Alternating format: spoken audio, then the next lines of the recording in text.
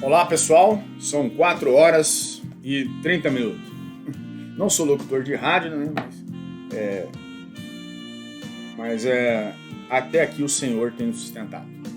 Graças ao bondoso Deus, essa é a nossa última aula. E hoje, depois de passarmos por aplicação da lei no tempo, né? Que a teoria adequada é a teoria da ubiquidade, passarmos também pela aplicação da lei penal no espaço, a teoria aplicada é a teoria da ubiquidade, né? Já gravei uma aula antes dessa para o pessoal do terceiro período, já lancei no sistema, porque até aqui o Senhor tem nos sustentado e nos dado graça para que possamos estar com saúde, estarmos aqui passando esse material para os senhores, né? Hoje nós falaremos, como por outra hora já disse, a aplicação da lei penal em relação às pessoas. E aqui, senhores, adota-se o princípio da isonomia. Este princípio ele tem em seu arcabouço e traz aqui que todos são iguais perante a lei.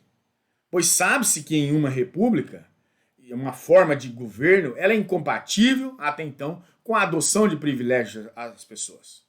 Contudo, senhores, né, há casos que, em decorrência até então na função pública exercida, a pessoa ela pode ostentar algum tipo de imunidade à lei penal.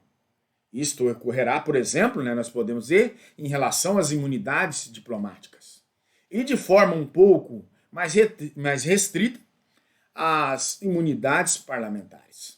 As imunidades elas podem ostentar aí uma dimensão material, substancial ou formal, processual, né, que acaba sendo, e as imunidades materiais, a imunidade material, substancial, real ou absoluta, e nessa dimensão, senhores, nós vamos vendo que a imunidade ela consagra o quê? Uma verdadeira hipótese de exclusão da incidência da lei penal. A imunidade material, em nosso ordenamento jurídico, ela está prevista na Constituição Federal e ela objetiva o quê? Salvaguardar o quê? O livre do mandato aí, de forma do mandato parlamentar. E essa imunidade formal, né, já a imunidade formal, processual ou relativa, é na dimensão processual da imunidade, ela impede o quê? A deflagração da persecução penal. Por outras palavras, né, nós vamos ver que quando a autoridade pública ela possui a prerrogativa da imunidade processual, o fato por ela praticado continua a ser considerado crime, mas não há como se indicar o procedimento que ele poderia culminar na condenação criminal. E aqui nós vamos ver que cabe salientar que todas as imunidades são prerrogativas funcionais e não privilégios pessoais. Por outras palavras, tais imunidades são compatíveis com o regime republicano, né, na medida em que não se trata de quê? Que afronte esse princípio da isonomia para beneficiar alguém, mas sim na medida institucional para preservar a função pública, assegurando aí o seu livre exercício. E nesse contexto, né, cabe salientar aos senhores, né, e informá-los que quando eu falei desse livre mandato parlamentar, não é mandado. Mandado é quando o juiz manda o meirinho, né, que é o braço do juiz fazendo valer a lei, e nesse contexto nós vamos dizendo que aqui é mandato, ele está revestido de um mandato parlamentar, tá certo? Só essa colocação, que muitas das vezes eu já vi muitos advogados falar mandado. Não é mandato, tá? As imunidades diplomáticas, inicialmente devemos recordar que, conforme o artigo 5º do nosso Código Penal, a lei brasileira, né, deve ser aplicada, né, nesse contexto, que diz assim: aplica-se a lei brasileira sem prejuízo de convenções, tratados e regras de direito internacional ao crime cometido no território nacional. No que se refere aqui às regras do direito internacional, o Brasil observa-se a regra da imunidade dos representantes diplomáticos.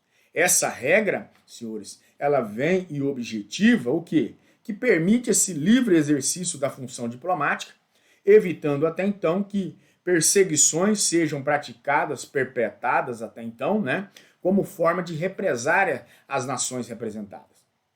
Como é de praxe, no âmbito do direito internacional, a imunidade ela respeita o quê? O princípio da reciprocidade. De modo que o Brasil ele reconhece tal imunidade aos diplomatas estrangeiros, da mesma maneira que os diplomatas brasileiros eles desfrutam de tal prerrogativa aí quando na função no exterior. O Brasil ele aderiu aqui às convenções de Viena sobre o espectro, sobre as relações diplomáticas, firmada em 18 de abril de 1961. E essa convenção que regulamenta tais imunidades diplomáticas foi internacionalizada, né, em nosso ordenamento jurídico por meio do decreto 56.435 de 1965. Conforme essa convenção, o agente diplomático gozará de quê? De imunidade de jurisdição penal do Estado creditado, artigo 31. Ademais, a pessoa diplomática ela é inviolável, né, e não poderá ser objeto de nenhuma forma de detenção ou de prisão, conforme está elencado lá no artigo 29. Também importa nos mencionar que essa imunidade, a jurisdição penal brasileira, né, a jurisdição penal, ela abrange toda e qualquer infração penal que venha a ser praticada aí. Não há necessidade, portanto, de se tratar de infração penal praticada no exercício da função, a qual, em razão dela ou qualquer outro tipo de relação, os crimes, os chefes de governo estrangeiro e os respectivos ministros de relações exteriores desfrutam das imunidades dos agentes diplomáticos, né? A imunidade dos agentes diplomáticos é extensível, por quê? Né, que nesse contexto é extensível a quem? A família do agente diplomático, que com ele viva, né, não sendo os nacionais do Estado acreditado. E aí, desse modo, se por exemplo, um diplomata francês em missão no Brasil, ele traz seus filhos para virem com ele ao Brasil, essa garotada gozará também da imunidade penal, né, salvo se eles forem brasileiros, né. Os membros, é extensivo também aos membros do pessoal administrativo do diplomata e técnico dessa missão. Assim como os membros de sua família, né, que com eles vivam aí, né, desde que não sejam nacionais do Estado acreditado aí, como eu falei, se eles fossem brasileiros, e nele tenham residência permanente. Os membros também do serviço pessoal aí da missão, tá? Que não sejam nacionais do Estado acreditado, nem nele tenham residência permanente. Gozarão de imunidade quanto aos atos praticados no exercício de suas funções. Como se percebe nesse caso, a imunidade ela é mais restrita, pois se adstringe aos atos praticados no exercício das funções dos membros do pessoal do serviço aí da missão. Devemos chamar aqui a atenção dos senhores no seguinte contexto, para o fato de que a imunidade penal não se estende aos empregados particulares dos agentes diplomáticos, tá? Ainda que não sejam brasileiros. A ressalva estabelecida pela convenção é apenas a de que o Estado acreditado deverá exercer o que? A sua função de jurisdição sobre tais pessoas, de modo ao que não interferir demasiadamente como no desempenho das funções da missão diplomática, né? Digamos que o cara tem um personal trainer, então ele não vai aderir essa imunidade. No caso do cônsul, o cônsul, a imunidade também existe, mas ela é mais restrita. Por quê? Porque o cônsul somente possui imunidade aos atos praticados no exercício da função, tá? Em resumo, nós podemos concluir que a imunidade aos agentes diplomáticos abrange o quê?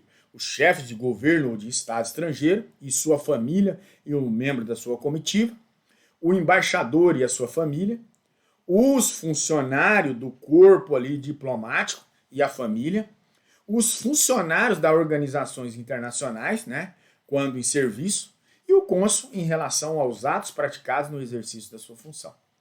A natureza da imunidade, né, e renúncia, nós vamos observar que, obviamente, a imunidade dos agentes diplomáticos não pode evitar que eles sejam submetidos a essa jurisdição penal do seu país de origem. De igual sorte, senhores, um agente diplomático brasileiro que pratica um crime no exterior não será julgado lá no país em que atua, mas sim será submetido a essa jurisdição penal do Brasil. Vale recordar, senhores, que inclusive, quem se tratando de chefe de missão diplomática de caráter permanente, ele terá foro por prerrogativa de função perante o Supremo Tribunal Federal, artigo 102, inciso 1, a linha C da Constituição Federal. Desse modo, né, por exemplo, o embaixador brasileiro na Alemanha que cometer um crime não poderá ser julgado pela justiça alemã, mas será trazido aí ao Brasil para que aqui seja julgado. E a ação penal também terá um curso, né, perante o Supremo Tribunal Federal. Tá? Como se pode perceber, a imunidade dos agentes diplomáticos ela é formal, tá? Processual e não material e substancial. Com efeito, nós vamos ver que o agente diplomático, se na prática do crime, mas a imunidade que contra si seja deflagrada, a persecução penal criminal é no país em que ele atua. Contudo, deverá ser devidamente responsabilizado em seu país de origem, razão pela qual não se pode falar em casos como de imunidade em sua dimensão substancial. Essa imunidade ela é irrenunciável pelo agente e podendo até então, né, ser renunciada pelo próprio Estado acreditante. A irrenunciabilidade dessa imunidade penal pelo agente diplomático ela reforça a ideia de que não se trata de um privilégio pessoal, mas sim de uma prerrogativa proveniente dessa função pública, ainda que não se exige que o agente se encontre no exercício da tal função. Quando da prática da infração penal aí até então. A questão dessa irrenunciabilidade pelo agente é muito importante. Por quê? Pois no caso concreto poderia acontecer de o agente diplomático, né, querer renunciar a esta imunidade. Vamos imaginar, por exemplo, um diplomata turco que pratica o tráfico de drogas no Brasil. Como ele goza dessa imunidade, ele não poderá ser julgado aqui, né, devendo ser conduzido à Turquia para que lá seja processado. Ocorre, senhores, que lá na Turquia, esse crime pode ser punido com a pena de morte, o que constitucionalmente é proibido aqui no Brasil em tempo de paz. Por essa razão, nós vamos verificar que poderia ser interesse do agente diplomático renunciar a essa imunidade, né, para que fosse condenado no Brasil. Livrando-se da pena capital, ocorre que, como dito, somente o Estado acreditando, a Turquia, no caso, né, em tela, poderia renunciar a tal imunidade. Imunidades parlamentares, não se desconhece aqui que muitas vezes encontraremos parlamentares que não fazem jus à dignidade do mandato. E se valem das prerrogativas, nesse caso consagradas constitucionalmente, como uma modalidade de impunidade e não imunidade. A despeito dessa constatação fática, nós vamos verificar, não podemos olvidar que o objetivo de tais prerrogativas é o quê? É a manutenção do regime democrático. Não, para que se evite que aquele que exerce o mandato parlamentar, né, nesse contexto, seja injustamente perseguido aí pela emissão de opiniões, votos, palavras e etc. A Constituição Federal de 1988, calcada nas aspirações democráticas, assegurou algumas prerrogativas aos parlamentares. Para quê? Para que eles possam exercer até então, né, o seu mystery. O estudo da imunidade parlamentar, ele deve ser segmentado aqui da seguinte maneira. Imunidade material, né, que é freedom of speech, E aí, imunidade formal. A imunidade formal, ela se desdobra em imunidade à prisão, né? E a imunidade ao processo. Imunidade material parlamentar, né? Essa imunidade material dos parlamentares, na esfera federal, está consagrada lá no artigo 53, caput da Constituição Federal, que é nos seguintes termos: os deputados e senadores são invioláveis civil e penalmente por quaisquer de suas palavras e opiniões e voto, nesse contexto. Tenho certeza que o Glauber, de forma maestral, falou com o senhor já essas questões, né? Mas não custa nada repisar aqui. Como se percebe, a ordem constitucional ela tem empregado a expressão inviolabilidade como sinônimo de imunidade parlamentar. Essa imunidade material tem início com a expedição do diploma, né? Artigo 45, parágrafo 1º da Constituição Federal, e perdurar até o fim do mandato parlamentar. No caso que os senhores assistiram à aula, estava ali presente, a aula de Direito Público, né? a Direito Administrativo, e ali o Celcinho Cabral falou de forma maestral sobre essa questão. E o nosso prefeito será diplomado aqui em Ouro Preto, né? Quando ele falou da lei orgânica do município, que é a constituição do município, ele será diplomado agora dia 18, né? Após ela começa a imunidade material para ele, pelo fato de ele estar sendo diplomado, né?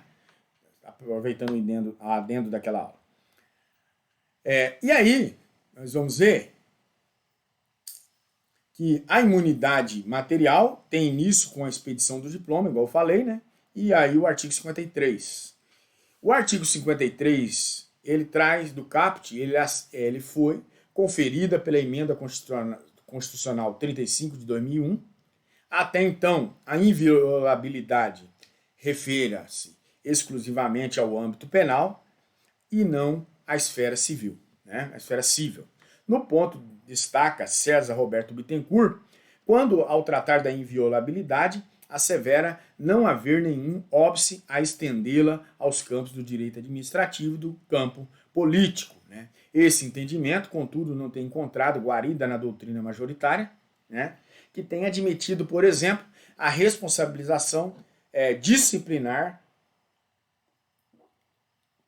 por palavras e opiniões, culminando aí a perda do mandato pela quebra de decoro parlamentar, né? Conforme o artigo 55, inciso 2 da Constituição Federal.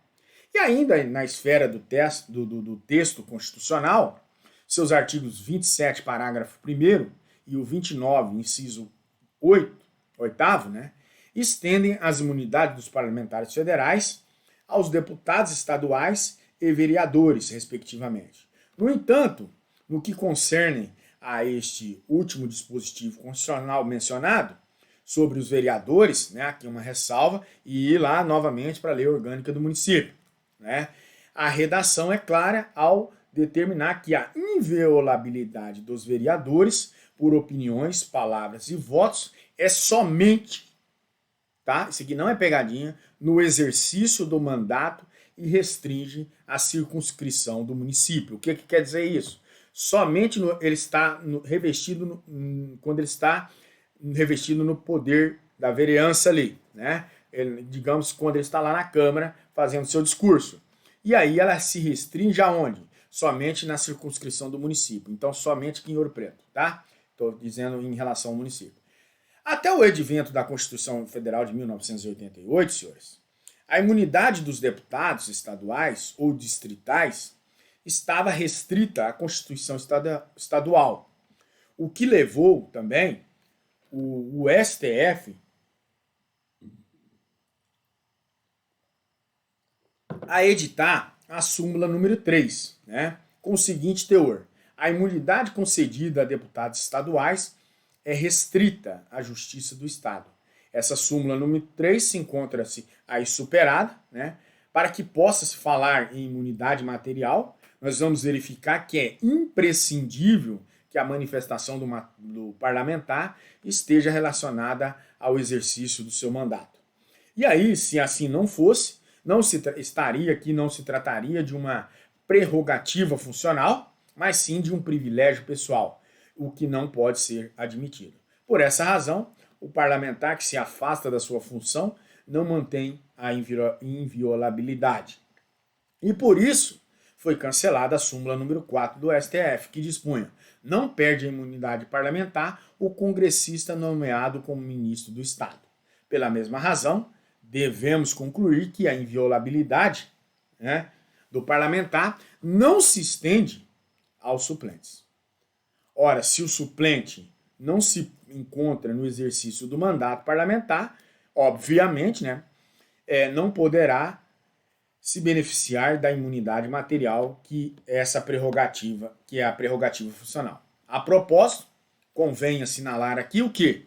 Que essa imunidade material é uma prerrogativa funcional personalíssima. Isto é, ela não pode ser estendida ao corréu que não a detinha. Nestes termos, tem um verbete número 245 da súmula de jurisprudência do Supremo Tribunal Federal, né, que diz o seguinte: a súmula número 245. A imunidade parlamentar não se estende ao corréu sem essa prerrogativa. Né? E além de personalíssima, a imunidade é irrenunciável. Por essa razão, de nada adiantaria um parlamentar afirmar, por exemplo, que iria abdicar de sua imunidade material. Trata-se de uma prerrogativa da própria função, né? Razão pela qual não se pode se abdicar sem que abdique do próprio mandato. Ele tem que sair do mandato para ele não ter essa imunidade. Nem mesmo do Congresso Nacional pode-se retirar a inviolabilidade de determinados parlamentares, que se encontra contemplada no texto constitucional. A guisa de conclusão é que não se pode deixar de reportar também ao quê?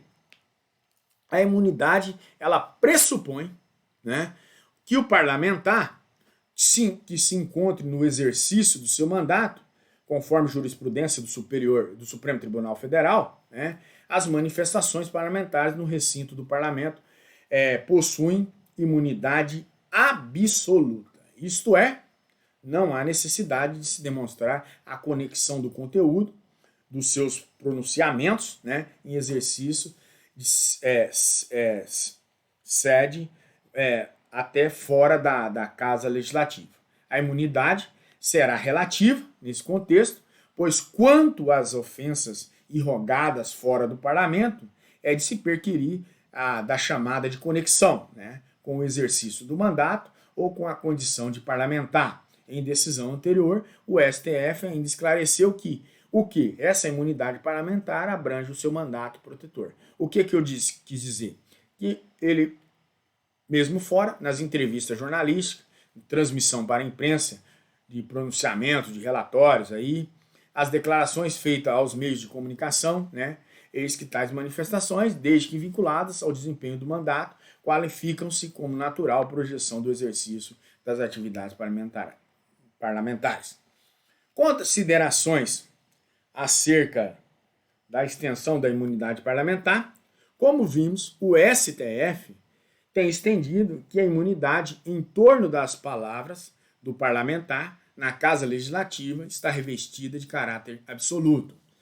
Parece-nos um tanto curioso, né, que a Corte Suprema assim o faça. Perdão. E aí, haja visto o seu reiterado entendimento no sentido de que a Constituição Federal não contempla direitos absolutos. E assim deve ser, né, com o efeito. Não nos parece aqui admissível, por exemplo, que o parlamentar se valha de seu mandato para, em plena Casa Legislativa, proferir discursos de ódio, né,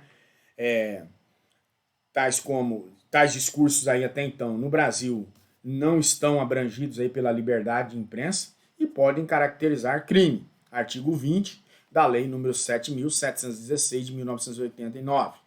Então, indaga-se e faz sentido entender que essa imunidade parlamentar, para que se admita o discurso de ódio, parece-nos que não até então. A natureza jurídica da imunidade material do parlamentar, em sede doutrinária, nós vamos ver que há acentuada discussão em torno da natureza jurídica dessa imunidade material parlamentar. Por quê? Podemos fazer menção aos seguintes correntes de pensamento. causa excludente de crime, é um entendimento esposado aqui em outros por Nelson Hungria, no âmbito do direito constitucional, né? No sentido no sentido de que José Afonso da Silva traz para nós. Causa que se expõe à formação do crime, tese defendida no Brasil por Basileu Garcia, causas de função da isenção da pena, trazida aí por Aníbal Bruno, causa de irresponsabilidade, entre outros, de tal tese, podemos mencionar Heleno Cláudio Fragoso e Magalhães Noronha, causa de incapacidade penal por razões políticas, entendimento de José Frederico Marques, causa de atipicidade do fato, é a tese sustentada por Luiz Flávio Gomes, saudoso Luiz Flávio Gomes, e também pelo Supremo Tribunal Federal aqui, né?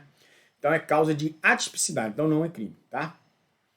Imunidade formal do parlamentar. A chamada imunidade formal processual pode ser vislumbrada aqui até então sob a perspectiva da imunidade à prisão, né? E da imunidade ao processo. É importante mencionar que tais imunidades parlamentares também se estendem aos deputados estaduais, por força lá do artigo 27, parágrafo 1º da Constituição Federal, que determina a extensão das imunidades dos parlamentares federais aos estaduais. E nós vamos verificando que, nesse contexto, não há que se falar em imunidade processual. Por quê? Para os vereadores. Na medida em que o artigo 29, inciso 8º, anteriormente transcrito, faz menção apenas à imunidade material. Quanto à imunidade formal para a prisão, o artigo 53, parágrafo 2º da Constituição Federal, estabelece que desde a expedição do diploma, os membros do Congresso Nacional não poderão ser presos, salvo em flagrante delito de crime inafiançável. Neste caso, os autos aí serão remetidos automaticamente dentro de 24 horas à casa respectiva, para que pelo voto ali da maioria de seus membros resolva sobre a prisão, e essa imunidade, né, para a prisão diz respeito às prisões de natureza cautelar, que é a preventiva ou a temporária, né, ou a pré-cautelar, que é o flagrante, não se estendendo aí a prisão, prisão-pena, isto é, a pena privativa de liberdade. Pela literalidade do texto constitucional, somente caberia a prisão se houvesse o quê? Situação de flagrante de um crime inafiançável. Após a reforma legislativa promovida aí pela Lei 12.043 de 2011, o CPP limitou-se com muita propriedade, né, até então, a reproduzir as suas hipóteses de vedação criminal constitucional à concessão da liberdade. Com efeito, a Constituição Federal, que classifica como inafiançáveis os crimes de racismo, artigo 5º, inciso 42, ação de grupos armados civis e militares contra essa ordem constitucional e o Estado democrático de direito, artigo 5º, inciso 44, a tortura, o tráfico ilícito de entorpecente e drogas afim, o terrorismo e os definidos em lei como os hediondos, artigo 5º, inciso 43. Aqui, para nós, não fiquemos nas especulações, né? Normalmente aí a situação do senador, que foi preso aí em pleno mandato. No final de 2015, o STF decretou a prisão preventiva do então senador da República, Delcídio do Amaral, eu creio que todos sabem, a segunda turma referenda da prisão do senador, né? Delcídio do Amaral e mais 3 investigados. O relator segundo foi o ministro Teori Zavascki, né? E não haveria outra forma de se preservar, ele elencando os seus motivos da prisão, ele diz que não haveria outra forma de preservar a integridade das investigações que não fosse a decretação das prisões. Ele relatou à turma que as razões ali para prisões estavam fundamentadas no artigo 312 do Código de Processo Penal, como prova da existência de crime, materialidade, indício suficiente de autoria, conforme o justificou o ministro aí pelas suas ações. O ex-parlamentar fora flagrado até então ali, em escutas apresentando propostas para a fuga de um réu, que decidira fazer colaboração premiada. O STF entendeu no caso que se tratava de crime inafiançável, pois não se concede fiança quando presente os motivos que autorizam a decretação da prisão preventiva, e muito bem explicitado, lá no artigo 324, inciso 4 do Código de Processo Penal. Na linha de intelecção aqui até então, de extrema interpretação do artigo 312, é muito bem fundamentado aí pelo ministro da época, seguida pela Corte Suprema, que estavam presentes ali os requisitos da prisão preventiva, no caso particularmente a prisão para a garantia da ordem pública e por conveniência dessa instrução criminal, né, nos termos do artigo 312, caput do Código de Processo Penal. Não seria possível a concessão da fiança, o que tornaria o crime inafiançável. Em relação ao flagrante, entendeu tratar-se de um crime permanente, até então, né, artigo 2, artigo 2º da Lei 12.850, de 2013, que permitiria a caracterização desse estado de flagrância. Desse modo, o STF, empregando os requisitos da prisão preventiva, ele permitiu a prisão de um parlamentar no exercício do seu mandato. Os termos do quanto preconizado no artigo 53, parágrafo 2º da Constituição Federal, na hipótese de prisão de parlamentar, os autos serão remetidos dentro de 24 horas, aqui por outrora já disse, né, a essa casa respectiva, né, para que, pelo voto da maioria de seus membros, resolva sobre essa prisão. Imunidade formal para o processo. Até o advento da emenda constitucional número 35 de 2001, o parlamentar somente poderia ser processado criminalmente com o aval da sua casa respectiva, até então. A referida emenda ela alterou consideravelmente essa matéria, restando consignado que o artigo 53, parágrafo 3º da Constituição Federal, após recebida a denúncia contra o senador e contra o senador ou deputado por crime ocorrido após a diplomação. O Supremo Tribunal Federal dará ciência à casa respectiva, que por iniciativa de partido político nela representado e pelo voto da maioria de seus membros, poderá até a decisão final sustar o andamento dessa ação penal. Como se vê, atualmente o STF não depende de anuência da Casa Legislativa para iniciar a ação penal. Cabe à Corte Suprema tão somente cientificar o Legislativo, que por iniciativa do partido político nela representado, e pelo voto dessa maioria de seus membros, poderá, até a decisão final, né, nesse contexto, sustar o andamento da ação penal.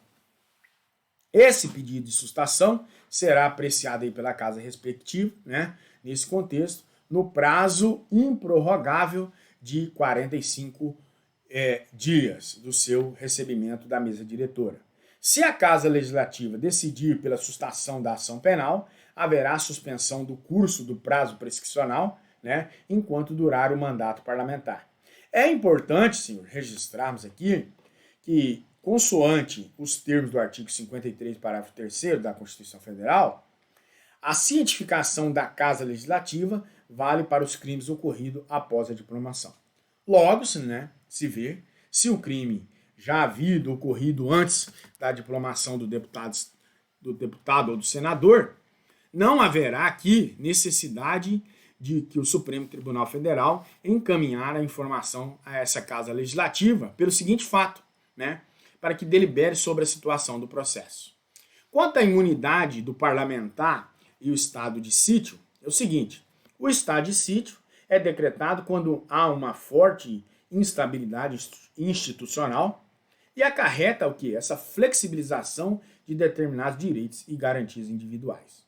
Mesmo durante o estado de sítio, devem aqui se preservar as imunidades dos deputados e senadores, podendo ser suspensas pelo voto de 2/3 aí da casa, né, dos membros da Casa Legislativa, e essa respectiva para os casos de atos praticados até então, nesse contexto, aqui, né, pelo quê?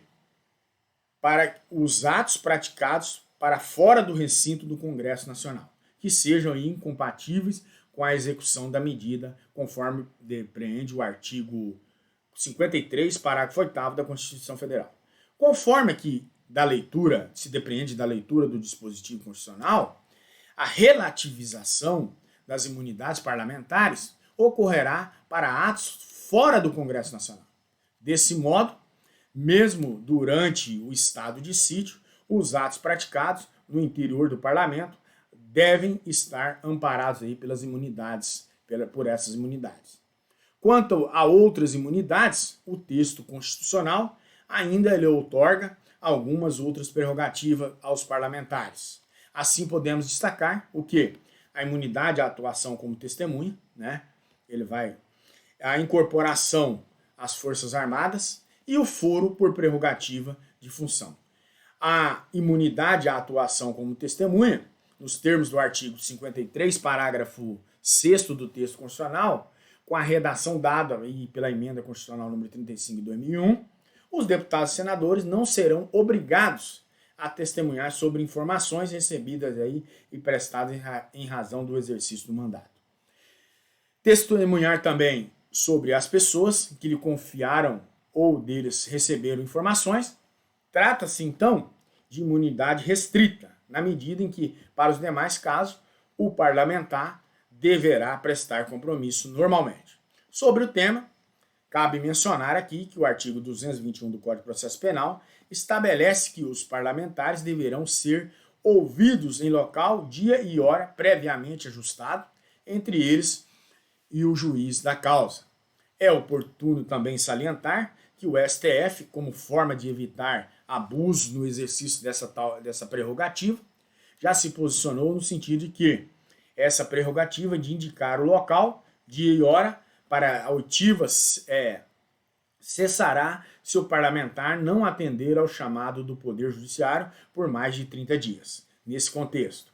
Ademais, não podemos aqui perder de vista que tal prerrogativa de indicação de local, dia e hora não se aplica às hipóteses em que o parlamentar é investigado ou réu, mas apenas aquelas onde ele é testemunha, tá certo? Por exemplo, se eu sou um parlamentar, tenho que testemunhar em relação a testemunhar e estou em Ouro Preto, eu posso escolher a comarca aqui, aí vem uma carta precatória para o juiz daqui, né, via malote, e ele vai me ouvir aqui em Ouro Preto, tá certo?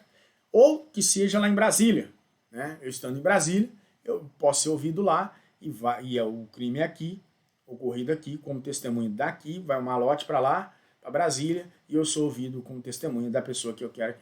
Imunidade para incorporação às Forças Armadas. É mais uma prerrogativa instituída aí pela Constituição Federal, no artigo 53, parágrafo 7º. Consta que essa incorporação, né, às Forças Armadas de deputados e senadores, embora militares, e ainda em tempo de guerra, dependerá de prévia licença aí da casa respectiva.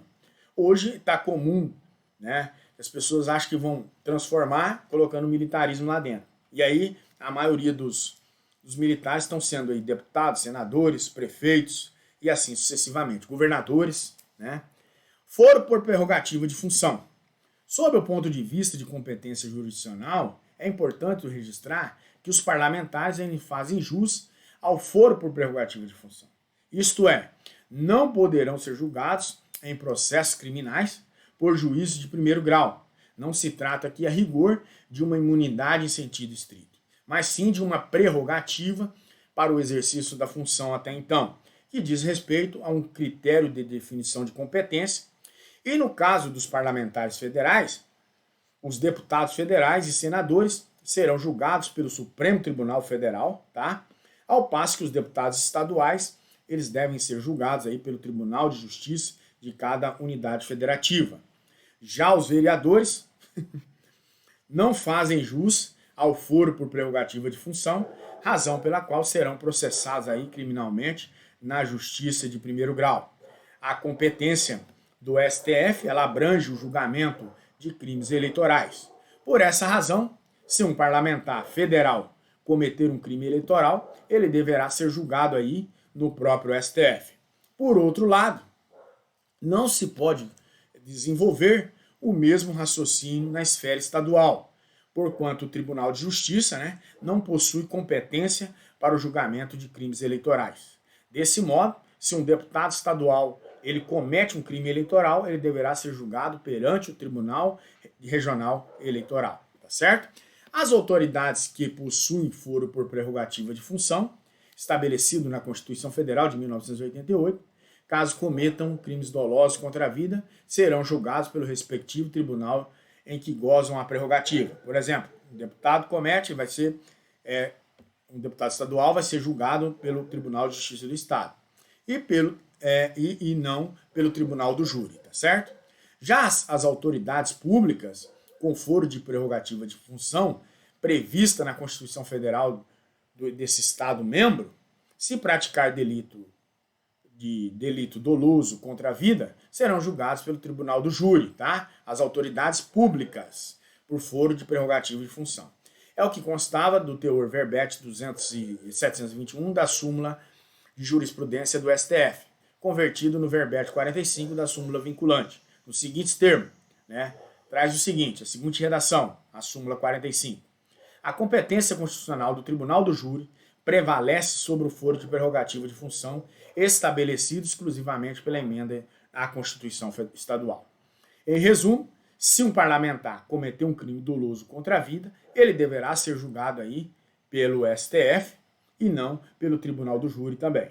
A despeito das controvérsias que o tema suscita, né, nesse contexto, pensamos que a regra aplica-se aos deputados estaduais, de modo que, se cometerem os crimes dolosos contra a vida, eles devem ser processados criminalmente pelo Tribunal de Justiça e não pelo Tribunal do Júri, como até antecipei para os senhores, tá certo? Para fundamentar tal raciocínio, devemos recordar que o foro por prerrogativa de função, né, dos deputados estaduais não se encontra previsto aí exclusivamente na Constituição Estadual. Ao revés, ela deriva do próprio texto constitucional, que estende aos parlamentares estaduais as mesmas prerrogativas dos deputados estaduais. Artigo 27, parágrafo 1º da Constituição Federal. Então, senhores, por fim, chegamos ao fim do nosso tema, que é a aplicação da lei penal em relação às pessoas, né? Será tema também objeto da nossa prova. Esses 3 últimos temas que nós falamos, que eu disse aos senhores, conforme combinado em sala de aula. Aplicação da lei penal no tempo, né? Aplicação da lei penal no espaço, né?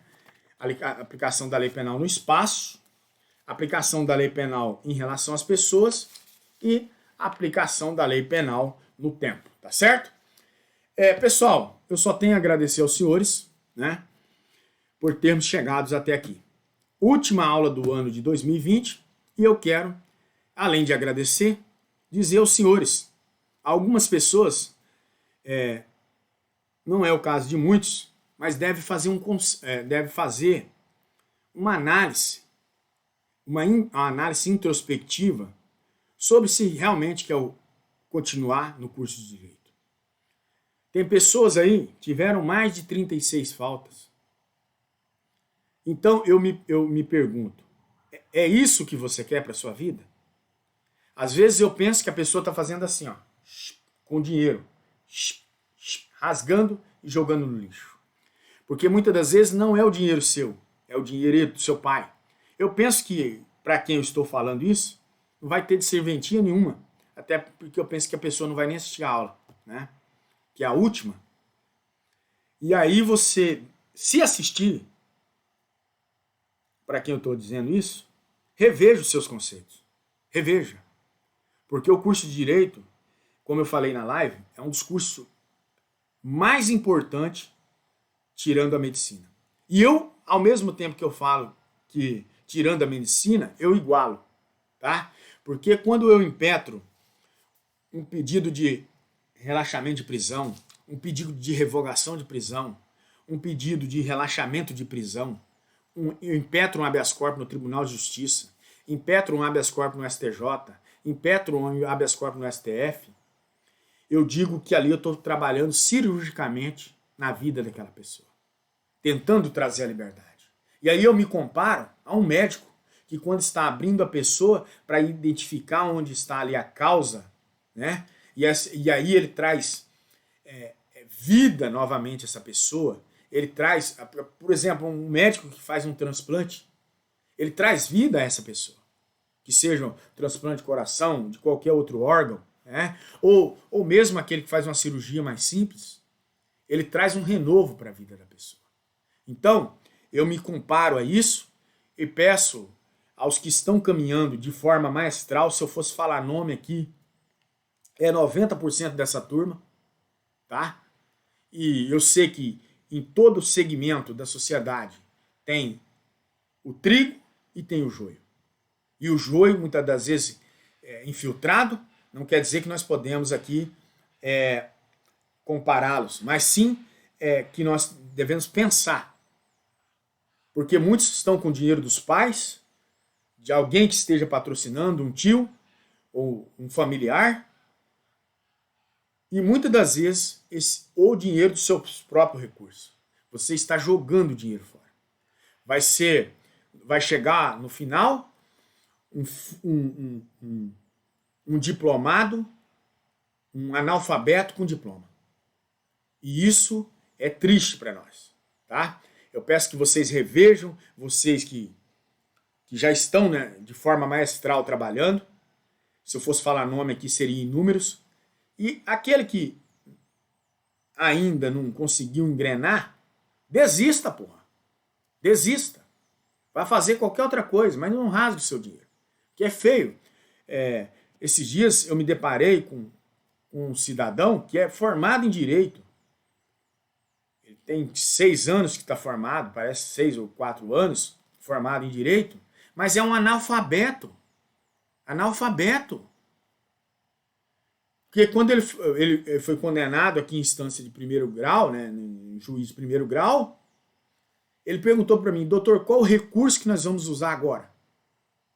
E é cível, uma coisinha simples. E aí demonstra uma falta de técnica, mesmo como bacharel em Direito, que parecendo um energúmeno formado em Direito. E aí eu penso que essas pessoas que estão rasgando dinheiro estão fazendo isso com os seus pais. Né? Eu peço humildemente, né, e desculpa aos que não merecem estar ouvindo isso, né? Nós estaremos na live à noite, na live 2 horas da tarde, e é triste, triste. E aí você ter que automaticamente, por questões institucional, está empurrando com a barriga um cidadão desse, né? Mas, no mais, foi gratificante para mim ter conhecido pessoas novas, né? Como a Mari mesmo é uma pessoa brilhante e tem, até falei o nome dela aqui, pelo fato seguinte, ela falou, professor, estou torcendo para que essa pandemia, esse diabo dessa pandemia acabe e nós possamos estar todos juntos aí, né? Todos juntos em sala de aula, que será outro cenário quando voltar às aulas normais. Para muitos aí, eu penso para aqueles que já estão costumeiramente estudando, assistindo às aulas, mesmo que seja dessa forma remota, né?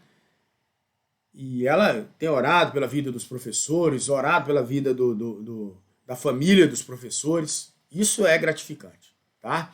Eu agradeço a ela aqui, até em público, né, poderia se dizer dessa forma, que todos irão assistir a aula, né? Então, assim, nós temos que entender e ver que as circunstâncias estão ruins nesse momento. Mas nós temos que tirar um proveito dessa situação. Qual proveito seria? Né? Aproveitar o momento e fazer de forma maestral. Tá? Eu agradeço de coração a todos que me suportaram. Peço perdão aí pelos às vezes me excedo, né? E teço algum comentário desnecessário, né? Ou falo um palavrão, tá? Me perdoe, tá? Mas só tenho a agradecer e agradecer ao Salvador, que até aqui nos sustentou para que possamos estar cada vez mais buscando, é uma busca pelo conhecimento. E eu tenho Eu só tenho a agradecer porque eu melhorei, eu melhoro quando eu dou aula 200%. 200%. Porque eu tenho que estudar antes da aula, tenho que estudar depois e tenho que estudar no decorrer da aula. Tá? Então, assim, agradeço a Deus e a vocês por terem me suportado e, sem mais delonga, um bom final de ano para vocês. Foi uma turma maravilhosa, uma turma totalmente compreensível, uma turma com a mentalidade totalmente diferente de outras turmas aí. Mas que o Salvador possa nos estar nesse final de ano aí, trazendo um refrigério aí para nossas almas, e que eles descubram aí, o cientista, logo essa medicação para que nós possamos estar novamente aí juntos nessa caminhada. Tá certo? Fiquem com Deus, tenham um bom final de semana, né? Um final de semana não, vocês vão estudar para as provas que vem na outra semana aí. Mas, tá certo? E já tá acabando essas agrúrias aí, né? E já virão dias melhores, tá certo? Fiquem todos com Deus. E lembrando que o estudante, como a defesa, nunca para. E nem o crime nunca para, tá bom? E elas vêm desde os primórdios e se continua e se perdura por toda a década. Fiquem com Deus.